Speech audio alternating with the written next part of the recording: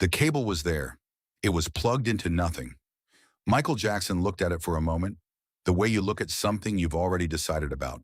Then he adjusted the microphone stand 2 centimeters down and stood in front of it. No amplification, no band, no dancers in the wings.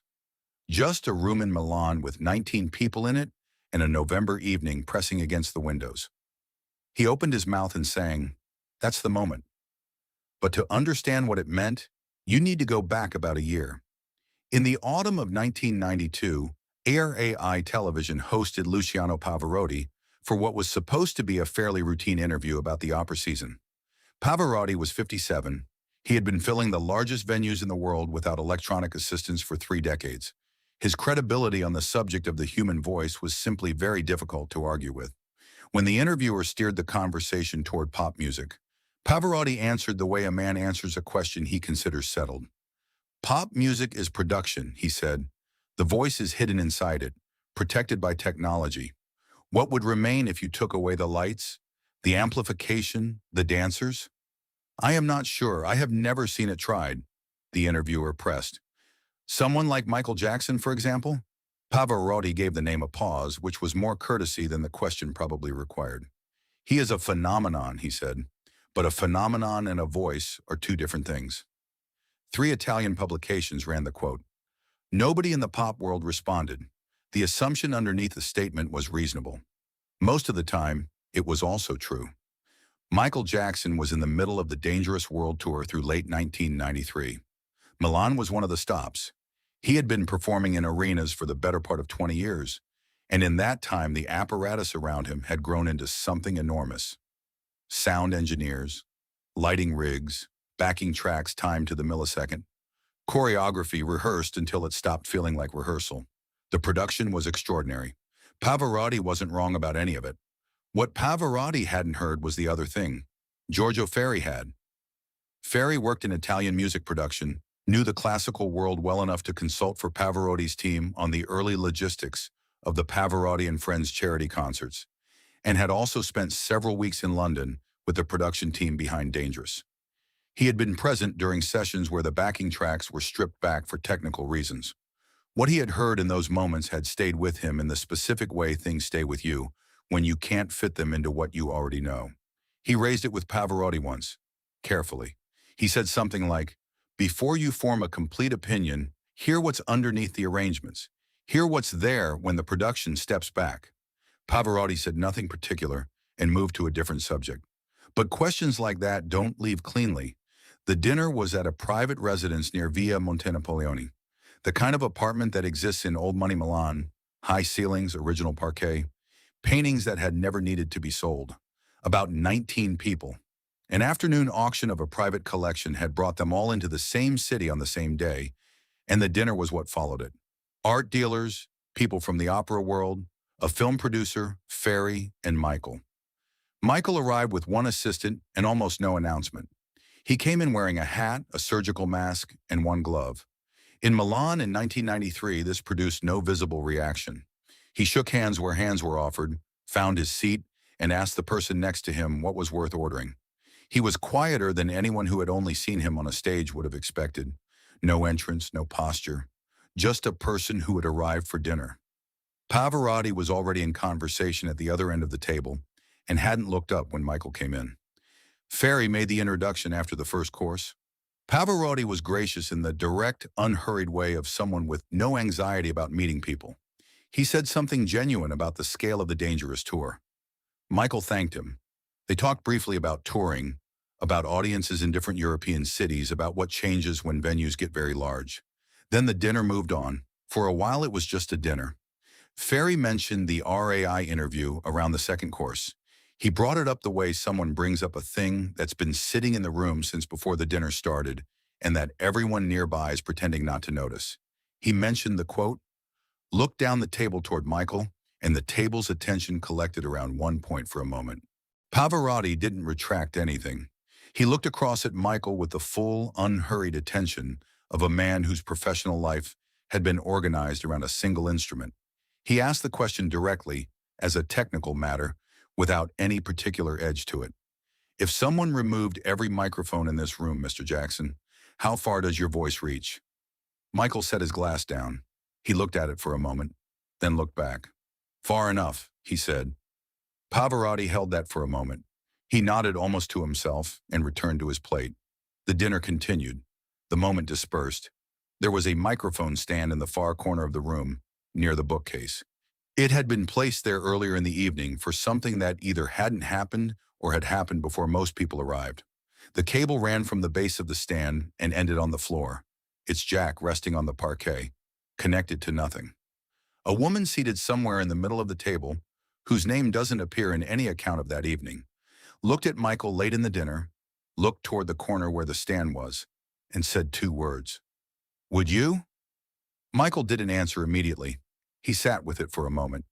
There was nothing theatrical about his stillness. He was just deciding something. In the straightforward way people decide things when they're not performing the decision for anyone. Then he stood up. He walked across the room to the stand. He looked at the cable on the floor, followed it to its end, saw that it wasn't connected to anything. He didn't look around for an outlet. He didn't ask anyone to find one. He pulled the stand down 2 centimeters and stood in front of it. 19 people, a private room in Milan, no amplification of any kind. He sang, "She's Out of My Life." The studio recording is already spare compared to most of what was on that album. But this was something different from the studio recording. No reverb holding the edges of the sound. No production creating dimension around the voice. Just the room, which had a high ceiling and absorbed sound the way old rooms do, and the voice, which had to do everything the production normally did. What Pavarotti noticed first was not the range. He had been told about the range. What stopped him was the ease. The voice didn't push. High notes didn't climb to where they needed to be. They were simply there, placed with the matter-of-fact confidence of something that had never doubted its right to exist at that altitude. Pavarotti had spent his life learning exactly what that kind of ease required. He understood breath support, passaggio, acoustic projection in an unamplified room. He knew what it cost, technically, to do what he was hearing. And he also knew, standing at the edge of that knowledge, that what he was hearing didn't map cleanly onto the cost he would have expected. His napkin dropped to the table. He didn't notice.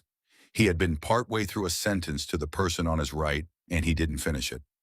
At the far end of the table, a man who had been about to pour more wine set the bottle back down and kept his hand on the neck of it without pouring. 2 conversations stopped mid-sentence.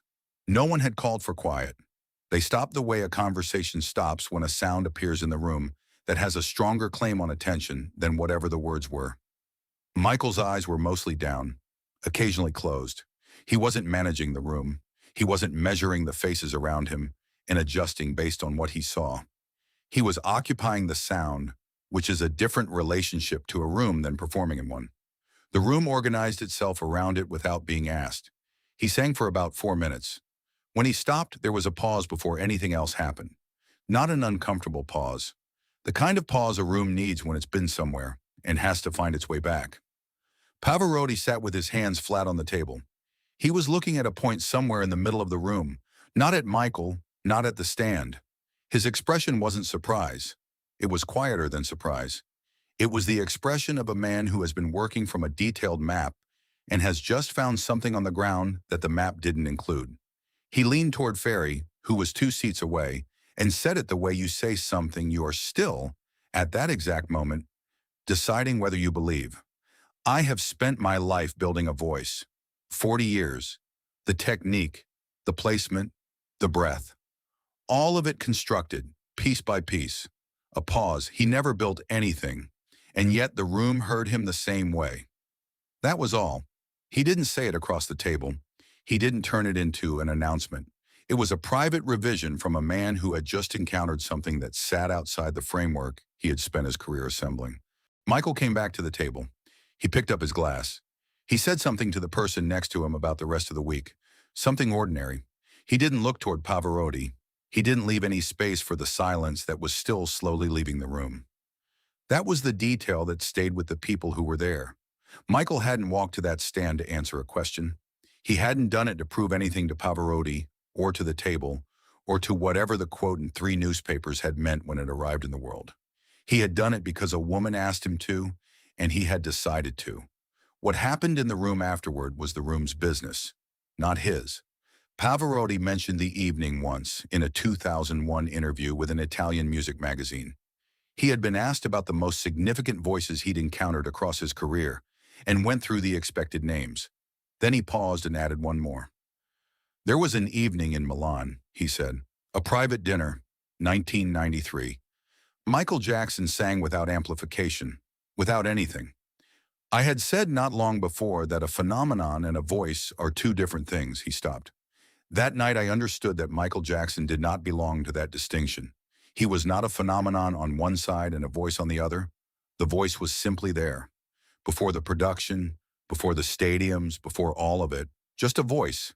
He didn't say anything further on the subject. The interviewer moved to something else. Michael never discussed that evening publicly. He had an arrangement with himself about private occasions. What happened on stage belonged to the world.